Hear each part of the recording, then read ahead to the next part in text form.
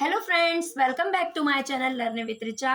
आज हम कक्षा 10वीं मैथ्स चैप्टर 7 निर्देशांक ज्यामिति कोऑर्डिनेट ज्योमेट्री के बारे में अध्ययन करेंगे। तो ये निर्देशांक ज्यामिति क्या है? तो हम कक्षा 9वीं में निर्देशांक ज्यामिति के बारे में पढ़ चुके हैं, लेकिन हमने पिछली कक्षा में जो पढ़ा है, चलिए उसके बारे में रिकॉल करते हैं। सबसे पहली बात, ये निर्देशांक ज्यामिति है क्या, है ना। जैसे हमारी ये किताब है, ठीक है ना, या सपोज मान लीजिए ये एक टेबल है। इस टेबल पर हमने क्या रख दिया, एक लैंप रख दिया, ठीक है ना। तो उस लैंप की स्थिति क्या है, ये हम किसकी मदद से ज्ञात कर सकते हैं? निर्देशांक ज्यामिति की मदद से, ठीक है ना। हमने टेबल में एक ग्लास रख दिया, ठीक है ना। तो हम किस स्थिति पर खड़े हुए हैं या ग्लास किस स्थिति पर रखी हुई है, किसकी मदद से ज्ञात कर सकते हैं? निर्देशांक ज्यामिति की मदद से। अर्थात निर्देशांक ज्यामिति हमें किसी तल पर वस्तु की स्थिति ज्ञात करने में मदद करती है, ठीक है ना। अब सबसे पहली बात, यहाँ पर हम क्या देखते हैं, ये जो एक खड़ी लाइन है और एक ये कैसी लाइन है, क्षैतिज रेखा। इस क्षैतिज रेखा को कितने भाग हो गए? 4 भाग हो गए, ठीक है ना। तो ये जो क्षैतिज रेखा है, ये आड़ी लाइन जो है, ये जो क्षैतिज रेखा है, इसी को बोलते हैं हॉरिजॉन्टल लाइन, ठीक है ना। इसे कहते हैं एक्स एक्स डैश या क्षैतिज रेखा, ठीक है ना। और ये जो खड़ी रेखा है, इसे बोलते हैं वाई वाई डैश। इसे बोलते हैं वर्टिकल लाइन या ऊर्ध्वाधर रेखा। क्या बोलते हैं? ऊर्ध्वाधर रेखा, ठीक है ना। अब ये जो एक्स एक्स डैश होती हैं, जब ये एक दूसरे को प्रतिच्छेद करती हैं तो एक बिंदु मिलता है। इसे बिंदु को क्या कहते हैं? मूल बिंदु। क्या कहते हैं? मूल बिंदु। और मूल बिंदु के निर्देशांक होते हैं 0 0। मूल बिंदु के निर्देशांक क्या होते हैं? 0 0 होते हैं, ठीक है ना। अब जब एक्स एक्स डैश और वाई वाई डैश अक्ष एक दूसरे को प्रतिच्छेद करती हैं तो ये 4 भाग हो जाते हैं। इसे बोलते हैं प्रथम चतुर्थांश, ठीक है ना। इसे बोलते हैं द्वितीय चतुर्थांश, इसे बोलते हैं तृतीय चतुर्थांश, इसे बोलते हैं चतुर्थ चतुर्थांश, ठीक है ना। अब ये तो आपको पता है, हमें पता है दाईं ओर होती हैं धनात्मक संख्याएं और बाईं ओर क्या होती हैं? ऋणात्मक संख्याएं। धनात्मक पूर्णांक या ऋणात्मक पूर्णांक, ठीक है ना। दाईं ओर क्या होते हैं? धनात्मक पूर्णांक, बाईं ओर क्या होते हैं? ऋणात्मक पूर्णांक। अब ऊर्ध्वाधर रेखा में हम ऊपर की ओर क्या होते हैं? धनात्मक पूर्णांक, और नीचे की ओर क्या होते हैं? ऋणात्मक पूर्णांक।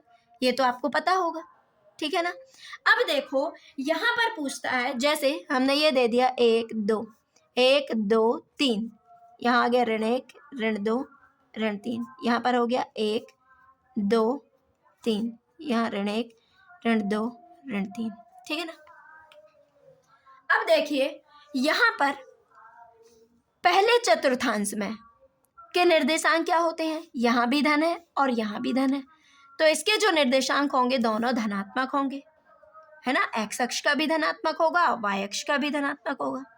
और जो द्वितीय चतुर्थांश है, देखो तो पहले एक्स का देखेंगे, ये कौन सा है? ऋण, और दूसरा क्या है? धन। तो कैसे होंगे? एक्स अक्ष का ऋणात्मक और वाई अक्ष का धनात्मक।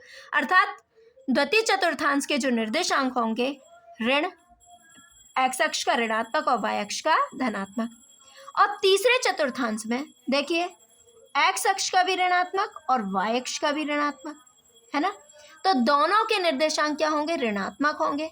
और चतुर्थांश में हम देखते हैं, इस चतुर्थांश के जो निर्देशांक हैं, एक्स अक्ष का धनात्मक और वाई अक्ष का ऋणात्मक। अर्थात चतुर्थ चतुर्थांश के जो निर्देशांक होंगे धनात्मक और ऋणात्मक होंगे, ठीक है ना। ये बात समझ में आई?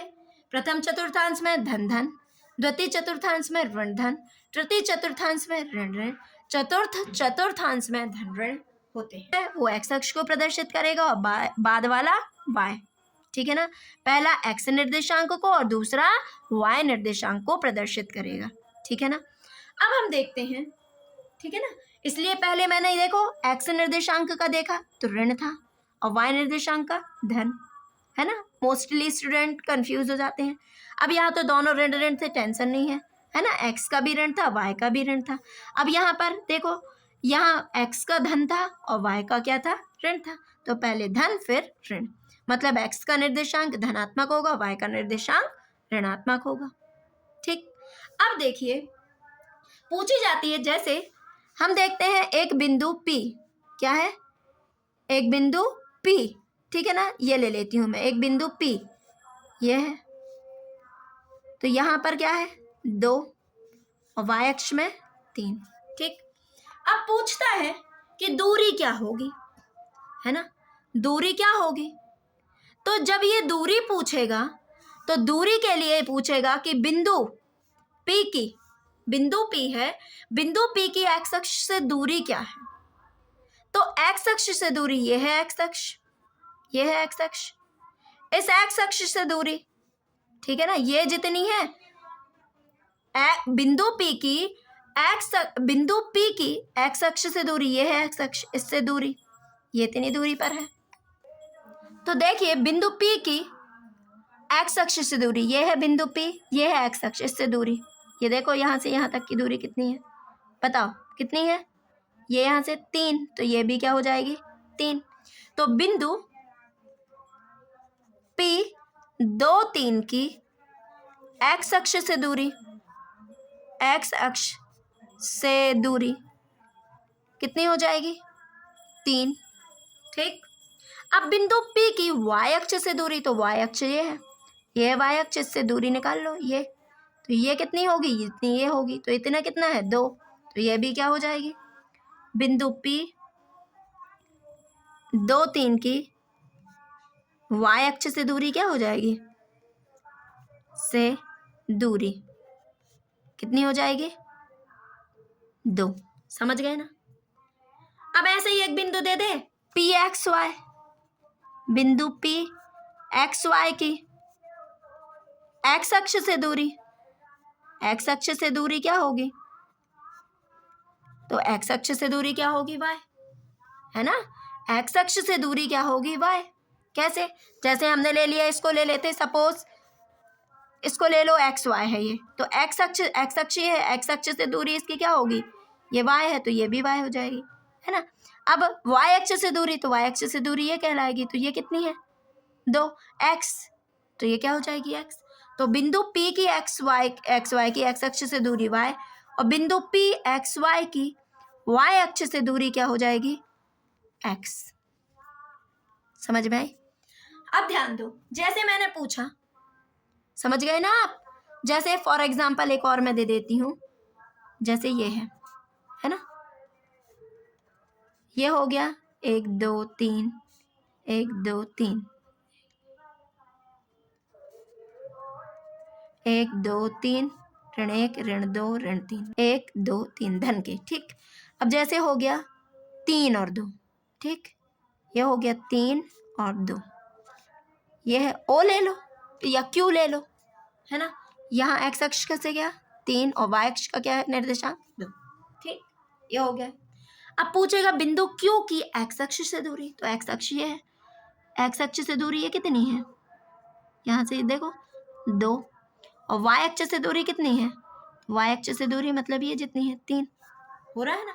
तो वही चीज है, तो बिंदु PXY की x अक्ष से दूरी y होती है और XY की y अक्ष से दूरी x होती है। अब जैसे मैंने पूछा बिंदु एक क्या है Q, बिंदु क्या है Q, बिंदु Q 6 2 की x अक्ष से दूरी क्या है, तो x अक्ष से दूरी हो जाएगी 2 और y अक्ष से दूरी क्या हो जाएगी 6।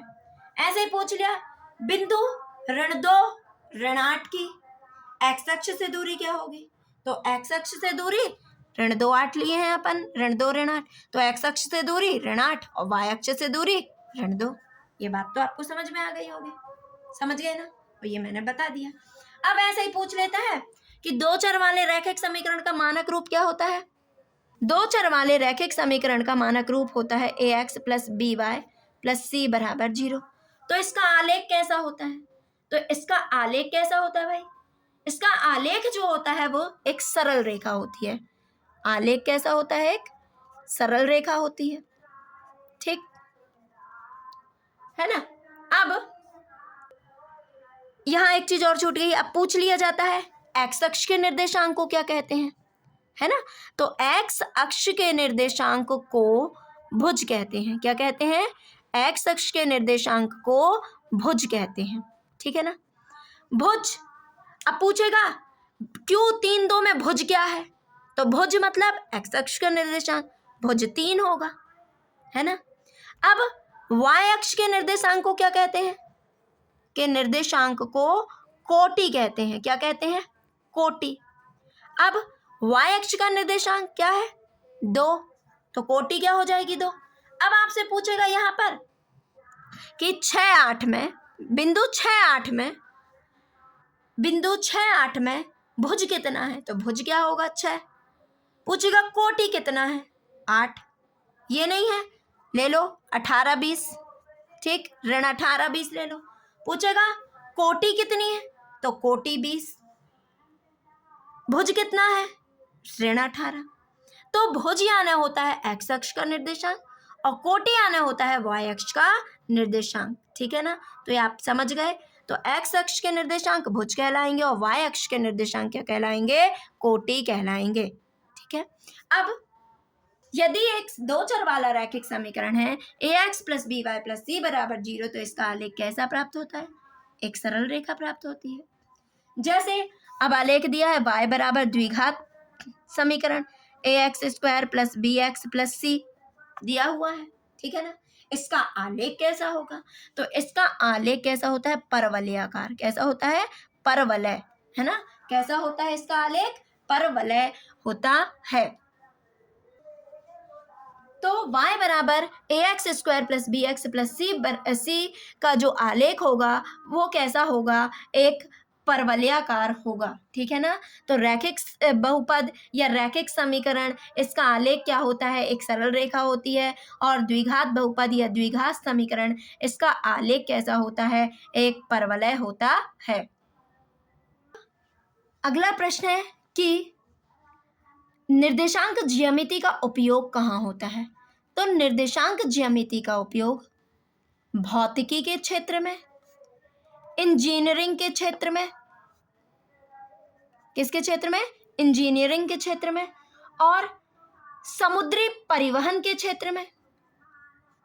किसके क्षेत्र में? समुद्री परिवहन के क्षेत्र में, और शास्त्र संबंधी और कला के क्षेत्र में इसका उपयोग किया जाता है। ठीक है ना? तो इसका जो उपयोग है, निर्देशांक ज्यामिति का उपयोग भौतिकी के क्षेत्र में, इंजीनियरिंग के क्षेत्र में, समुद्री परिवहन के क्षेत्र में, शास्त्र संबंधी एवं कला के क्षेत्र में भी उपयोग किया जाता है। ठीक है ना? अब हम आते हैं दूरी सूत्र में। किस में आते हैं? दूरी सूत्र में। एक रेखाखंड AB है। ठीक, ए के निर्देशांक x1 y1 और b के निर्देशांक x2 y2 हैं। ठीक है ना? तो इन 2 बिंदुओं के बीच की दूरी क्या होगी? ठीक है ना? तो इन 2 बिंदुओं के बीच की दूरी होगी √, ठीक है ना, x2 - x1 का whole square plus y2 - y1 का होल स्क्वायर। क्या हो जाएगी? x2 - x1 का होल √, x2 - x1 का whole square plus y2 - y1 का होल स्क्वायर। कुछ बच्चे क्या लिख देते हैं? x1 - x2 का होल स्क्वायर धन y1 - y2 का होल स्क्वायर, है ना? तो आप तो इसको आगे पीछे कर सकते हैं, क्योंकि वर्ग लगा हुआ है तो इसकी घात कैसी हो जाएगी? धनात्मक हो ही जाएगी, है ना? तो आप x1 - x2 भी लिख सकते हैं, y1 - y2 भी लिख सकते हैं, या y2 - y1 x2 - x1 भी लिख सकते हैं। ठीक है ना? तो सूत्र क्या होता है 2 बिंदुओं के बीच की दूरी का? 2 बिंदुओं के बीच की दूरी क्या होती है? AB बराबर √, x2 - x1 का whole square plus y2 - y1 का होल स्क्वायर। अब बात आती है, एक बिंदु है, जैसे ये दिया हुआ है, ठीक, ये दिया हुआ है, ये है x डैश y डैश। एक बिंदु ये है, इसको क्या बोलते हैं? मूल बिंदु। मूल बिंदु के निर्देशांक क्या होते हैं? 0 0। और एक बिंदु है P। ठीक, इसके निर्देशांक है x1 y1। क्या है? x1 y1। इस मूल बिंदु से बिंदु P की दूरी क्या होगी? मूल बिंदु से बिंदु P की दूरी x और y निर्देशांक है, इनके बिंदु P के निर्देशांक x और y हैं, तो इस बिंदु P की मूल बिंदु से दूरी क्या होगी, ठीक है ना। तो इसके निर्देशांक तो 0 0 हो गए और इसके x y हो गए, तो क्या हो जाएगी OP बराबर √x² प्लस y²। क्या हो जाएगी x, ये बिंदु O है, O के निर्देशांक क्या होते हैं 0 0, ठीक है ना। और ये बिंदु P है x, जिसके निर्देशांक क्या है x और y है, ठीक। तो अब इस बिंदु P की मूल बिंदु से दूरी क्या हो जाएगी, तो मूल बिंदु से बिंदु P की दूरी क्या हो जाएगी OP बराबर √x² प्लस y²। यदि आपसे नहीं आ रहा तो यहाँ रख दो, एक का मान x, ये x2 x1 0, x2 क्या है x, तो रख दिया, x माइनस 0 x आ जाएगा, y माइनस 0 y आ जाएगा, तो क्या है बचेगा x √x² प्लस y²। तो समझ में आया। अब आता है विभाजन सूत्र, ठीक है ना। तो विभाजन सूत्र से कैसे निकालते हैं, ठीक है ना। तो विभाजन सूत्र से निकालना है, तो विभाजन सूत्र होता है एक निर्देशांक, एक बिंदु AB जिसके रेखाखंड में निर्देशांक x1 y1 और x2 y2 हैं, इसको एक बिंदु P क्या करता है m1 अनुपात m2 के अनुपात में बांटता है, ठीक है ना। तो P के निर्देशांक निकालो, तो P के निर्देशांक हमने मान लिए क्या x y, तब विभाजन सूत्र से क्या हो जाएगा x बराबर m1 x2 plus m2 x1 upon m1 plus m2, ठीक है ना। क्या हो जाएगा x बराबर m1 x2 plus m2 x1 upon m1 plus m2, ठीक। अब y के निकाल लो, y के लिए m1 y2 plus m2 y1 upon m1 plus m2। समझ में आया। एक रेखाखंड AB है, इसको एक बिंदु P m1 अनुपात m2 के अनुपात में बांटता है, तब क्या होंगे निर्देशांक, तो हमने मान लिया x y है, तो जब ये मान लिए x बराबर क्या हो जाएगा m1 x2 plus m2 x1 upon m1 plus m2, इन अनुपातों को जोड़ दीजिए, y बराबर, तो y में चलेगा पूरा ये m1 y2 plus m2 y1 upon m1 plus m2, ठीक है। अब पूछ लेता है प्रश्न, एक रेखाखंड दिया हुआ है AB, ठीक है ना। तो AB दिया हुआ है, अब इसमें एक मध्य बिंदु P है, इसके निर्देशांक है A के x1 y1 और B के हैं x2 y2, है ना। तो एक रेखाखंड AB को एक बिंदु P समान अनुपात में विभक्त करता है, किसमें समान अनुपात में, तो इसके निर्देशांक क्या होंगे, तो ये क्या कहलाएगा मध्य बिंदु कहलाएगा ना। तो मध्य बिंदु के निर्देशांक क्या होंगे, ठीक है ना। तो मध्य बिंदु के निर्देशांक कैसे निकालेंगे, आइए देखते हैं। इसको मान लिया अपन ने एक्स वाई मान लिए मध्य बिंदु के निर्देशांक, तो x बराबर x1 प्लस x2 अपॉन 2, ठीक, और y बराबर y1 प्लस y2 अपॉन 2, ठीक। अब जैसे त्रिभुज में होता है, ठीक है ना, त्रिभुज के A B C, अब इसके हो गए x1 y1 दे दिया अपन ने, दूसरे के दे दिए x2 y2, तीसरे के दे दिए x3 y3 निर्देशांक, ठीक। अब पूछेगा इनके मध्य बिंदु के केंद्र के निर्देशांक निकालिए, किसके निर्देशांक, केंद्र के निर्देशांक, तो क्या हो जाएगा इन सबको कैसे निकालोगे, x बराबर pxy ले लिए, ठीक है ना। तो x बराबर x1 plus x2 plus x3 upon 3 और y बराबर y1 plus y2 plus y3 upon 3, ठीक है ना। यही होता है। एक त्रिभुज है जिसके शीर्षों के निर्देशांक ये दिया है, तब हमें क्या निकालना है, इसके केंद्र के निर्देशांक निकालना है, ठीक है ना। तो इसके निर्देशांक हमने मान लिए एक्स वाई, तो आपको कुछ नहीं करना है, निकालने को भी है तो इन सबको x1 plus x2 plus x3 upon 3, y बराबर y1 plus y2 plus y3 upon 3, है ना। इस तरह से अपन ज्ञात कर लेंगे। अब यदि आपको मेरे द्वारा पढ़ाए हुए समझ में आया तो प्लीज़ मेरे चैनल को ज़्यादा से ज़्यादा लाइक, शेयर एंड सब्सक्राइब कीजिए। Thank you for watching.